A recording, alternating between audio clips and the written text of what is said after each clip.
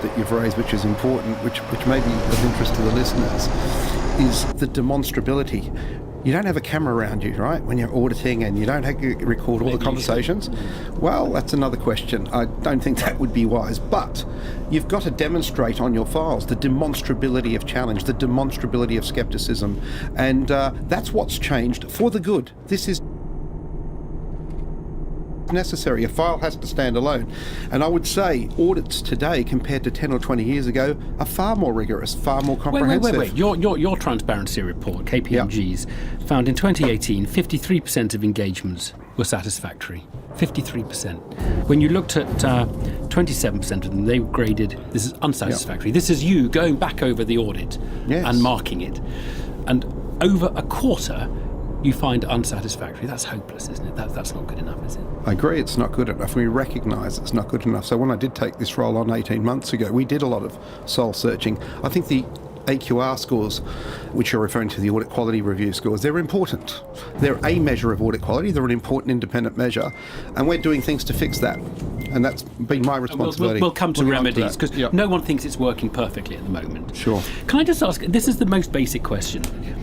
Who is the audit for? Who is the client? Now, you see, it's not the management of the company who hire you, is it? You're marking them. So they mustn't be your client, even though they're the ones who hire you and they're the ones who you talk to day after day. Who do you see as the client? Well, I think this is the one that's the big one. It's broadening. It's changed. Legally, it's the shareholders. The audit report is addressed to the shareholders. But the reality, of course, is, Evan, that we have got a broader responsibility. More people are dependent on those accounts. Whether you've got investors, pension fund holders, for example. Potential shareholders? Potential shareholders, bankers. See, if I'm thinking of buying a share in a company,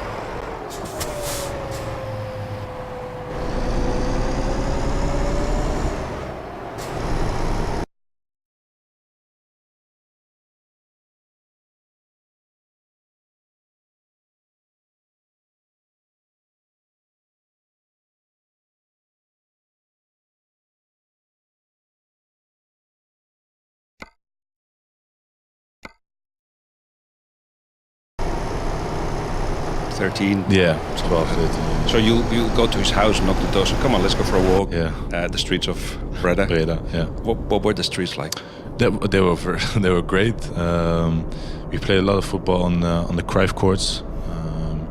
Those are obviously fantastic for all the neighborhoods in Holland, and we had a lot of small-sided games, tournaments with a lot of great players that played for NAC Breda, Willem II. Those are courts that Johan Cruyff financed, or a foundation that they financed, and they're all over the world, but a lot of them in Holland. Yeah, almost every city got at least one, and it's just great because.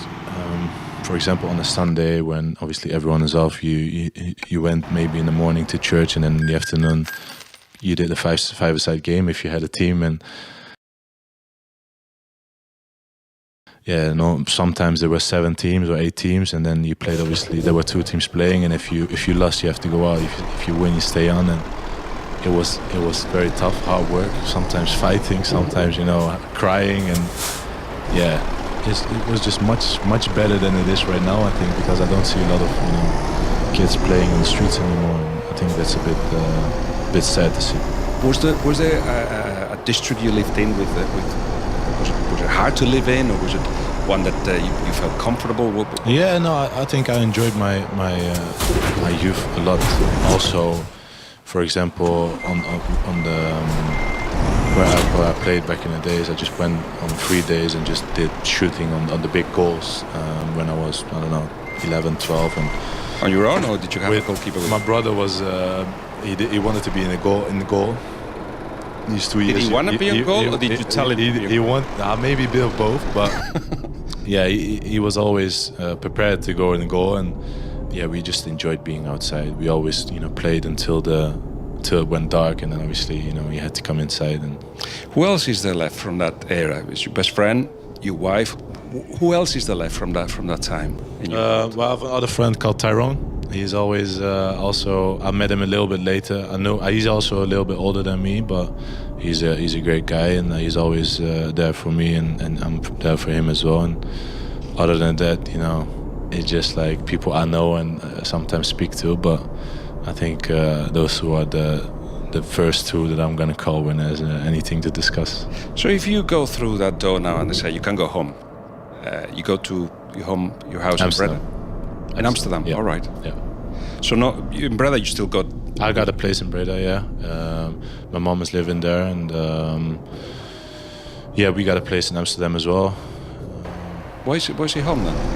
Well, we live obviously in England, and that's the most important thing, because we don't have a lot of days off. And when we have days off, we like to take the train to London and have a nice time in London. I asked you for a book. Yeah. So what is the book? The book that I'm still reading is Kobe Bryant, Mamba Mentality. It's just also because I'm a big NBA fan. He's a great inspiration for any athlete in any sport. I think the hard work he put in, his presence, how he looks, that definitely an inspiration for any athlete. Did you play basketball? I did a little bit, but I'm not good. Where are you? 6 foot? 4. Okay, so would you be the point guard, which is the guy that takes the ball forward, or the shooting guard, probably. Or the power forward? Yeah, the shooting one. Yeah, maybe the shooting. Yeah. Because it's more point guard. You need to make plays a lot, and I don't know if I can remember all those things. Yeah. Although when you go on the pitch, people think that it's only like who you have to mark, but you have to remember how to attack, the different ways of defending, and all the things that are coming to you. So you do have to do a little bit of homework before you go. A little bit, yeah. No, we have definitely homework, but the good thing is we train obviously almost every single detail 1 or 2 days before until the next day, and it's good to do. One thing that I admire of players is that if I was a player, I think I would say, for whoever insulted me or had a go at me, says, do you know how many hours I put into this? I just actually cannot eat what you eat. I cannot go out when you go out. There's all these things that I do that you don't see, but you bite your tongue, all of you. Or do you bite? We have to. These days with the media, with social media, you can't say anything back basically, and Is it fair? That's why I like to just be private. You know what I mean? Like I could say that I had a broken rib in the media when I had it. When was it? 2 months ago or 3 months ago? I played with it for like three or 4 games. But if I'm gonna say that, you know, there's always gonna be people that saying, "Oh, you don't have to say these things." You know what I mean? So it's never good. I could also say after the game against Leicester that I've only trained 1 day and I was on antibiotics still. But you know, it's just part of it. You know, I want to be out there. I want to give everything that I got. Did you say you had a broken rib or? Yeah, I had a fracture. That's painful. That's very painful. So is pain a friend that you have to travel with, or is he an enemy? Yeah, I think people forget that nobody, like maybe in the beginning of the season you feel fresh, but during the season nobody is pain free. There's always something, and you have to deal with it. I spoke to many people that had Johan Cruyff as a manager, and they all say that he made them think differently. Yeah. That would be the best coach. No? It is always good to prepare yourself for anything that can happen, but you know, every coach has their own way, and I think we have a